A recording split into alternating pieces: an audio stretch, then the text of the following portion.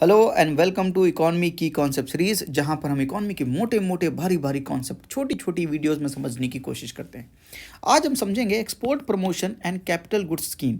ये EPCG scheme के बारे में समझेंगे। इसका जिक्र जो है इकोनॉमिक सर्वे में भी है, तो एग्जाम के पर्सपेक्टिव से इंपॉर्टेंट है, तो मैं इसको छोटी सी वीडियो में कवर करने वाला हूँ। एक्सपोर्ट का प्रमोशन करना है और कैपिटल गुड्स से कुछ रिलेटेड है। स्कीम के नाम से हमें इतना समझ में आता है। अच्छा, मैं अगर आपसे ये बात पूछूं कि इंडिया क्या बनना चाहता है, तो आप कहेंगे सर इंडिया ग्लोबल लीडर बनना चाहता है। और ग्लोबल लीडर कैसे बनेगा? आत्मनिर्भर भारत से। क्योंकि आत्मनिर्भर भारत में हमने क्या बोला कि वी विल प्रोड्यूस मोर, हम प्रोडक्शन ज़्यादा करेंगे, and we will make for the world, हम दुनिया के लिए बनाएंगे, यानी एक्सपोर्ट का प्रमोशन करेंगे। तो basically India global supply chain का पार्ट बनना चाहता है एक्सपोर्ट का प्रमोशन करके। तो एक्सपोर्ट हमारे लिए बहुत इंपॉर्टेंट है, और एक्सपोर्ट के प्रमोशन के लिए इंडिया की गवर्नमेंट जो है वो मैन्युफैक्चरिंग पर थ्रस्ट दे रही है, इंफ्रास्ट्रक्चर पर थ्रस्ट दे रही है। नेशनल इंफ्रास्ट्रक्चर पाइपलाइन के बारे में सुना है आपने, नेशनल मोनेटाइजेशन पाइपलाइन के बारे में सुना है, गति शक्ति के बारे में सुना है। ये सब क्यों हो रहा है ऐसा? ये सब इसलिए हो रहा है ताकि इंडिया मैन्युफैक्चरिंग पर थ्रस्ट दे, प्रोडक्शन ज़्यादा करे। Production linked incentive scheme, why production linked incentive scheme? To produce more. हम प्रोडक्शन ज़्यादा करेंगे तो गवर्नमेंट हमको इंसेंटिव देगी, तो प्रोडक्शन ज़्यादा करने के बाद हम सेल्फ सफिशिएंट भी बनेंगे और हम एक्सपोर्ट ज़्यादा कर पाएंगे। तो एक्सपोर्ट को प्रमोट करना है बेसिकली। और एक्सपोर्ट को प्रमोट करना क्यों है? क्योंकि इंडिया ग्लोबल सप्लाई चेन का पार्ट बनकर हम ग्लोबल लीडर बनना चाहते हैं। बहुत अच्छी बात है। उसी से रिलेटेड है कुछ ये scheme, export promotion and capital goods scheme. समझेंगे ये ईपीसीजी स्कीम है क्या?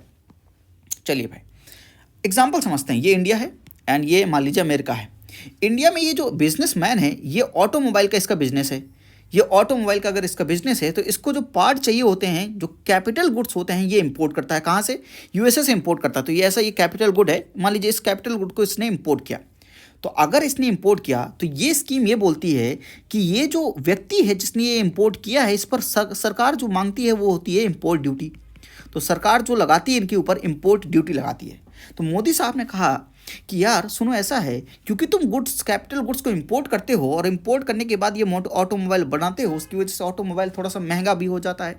साथ में मैं ये चाहता हूँ आपसे, बिजनेसमैन से ये बोल रहे हैं मोदी साहब, कि मैं ये चाहता हूँ कि जब आप ये इंपोर्ट कर रहे हैं capital good for the creation of automobile या कोई और सेक्टर का, एग्जांपल हम ऑटोमोबाइल का ले रहे हैं, कोई भी चीज़ का प्रोडक्शन करने के लिए अगर आप कैपिटल गुड्स का इंपोर्ट कर रहे हैं बेसिकली, तो गवर्नमेंट बोल रही है कि हम आपकी इंपोर्ट ड्यूटी को माफ़ कर देंगे। तो मान लीजिए अगर इस आदमी को पहले 100 रुपये की इंपोर्ट ड्यूटी पे करनी थी, अब वो उसे पे नहीं करनी है।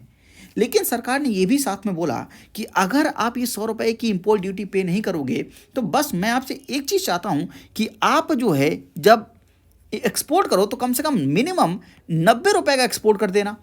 यानी जो ऑटोमोबाइल आप बना रहे हो, तो कम से कम एटलीस्ट मिनिमम 90 रुपीज़ का आप एक्सपोर्ट कर देना। यानी 100 रुपये अगर जो हमने आपको माफ़ किए हैं, तो उसमें से कम 90% वो आपको एक्सपोर्ट करना है बेसिकली।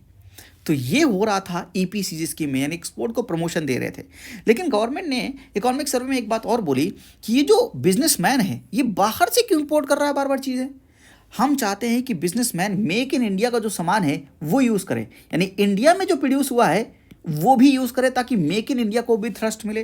तो गवर्नमेंट ने इस बिजनेसमैन से बोला कि ऐसा है, इंडिया में भी तो ये कैपिटल गुड जो है प्रोड्यूस हो रहा है, कोई मैन्युफैक्चरर है जो इसका प्रोडक्शन कर रहा है, आप सीधे इंडिया में ही इससे ही बाय कर लो, और इससे बाय करने के बाद अपना अपना ऑटोमोबाइल बना लो।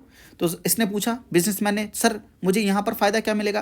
तो गवर्नमेंट ने बोला कि जब तुम अपने डोमेस्टिक मैन्युफैक्चरर से कैपिटल गुड खरीदोगे, तो जो तुम ऑटोमोबाइल का प्रोडक्शन कर रहे थे उसमें तुम्हें एक्साइज ड्यूटी देनी पड़ रही थी, मान लीजिए उसको एक्साइज ड्यूटी देनी पड़ रही थी 100 रुपये की, वो एक्साइज ड्यूटी हम माफ़ कर देंगे पूरा।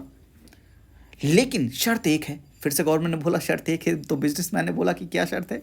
कि जितनी हमने आपको एक्साइज ड्यूटी माफ़ की है उसका 75% आपको एक्सपोर्ट करना होगा।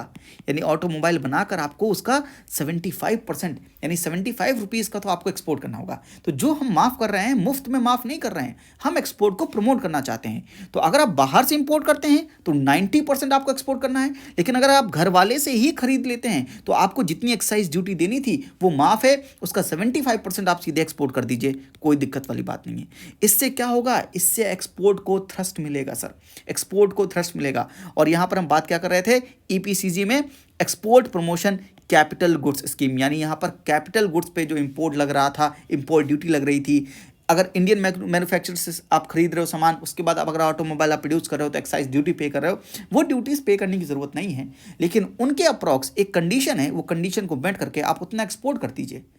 इस स्कीम से क्या होगा, हम एक्सपोर्ट का खूब ढेर सारा प्रमोशन कर पाएंगे। तो एक्सपोर्ट को प्रमोट करने के लिए गवर्नमेंट ने स्कीम लाई जिसका नाम है export promotion capital good scheme. I hope कि ये स्कीम आपको समझ में आ गई, इसके पीछे का रैशनल समझ में आ गया, क्योंकि बैकवर्ड लिंकेज समझना बहुत ज़रूरी है कि ऐसा हो क्यों रहा है, ऐसा हो क्यों रहा है तो क्या हो रहा है, ये समझना बड़ा आसान हो जाता है। आई होप कि आपको ये छोटा सा कॉन्सेप्ट अच्छे से समझ में आ गया है। आज के लिए इतना ही। थैंक यू, नमस्ते, जय हिंद।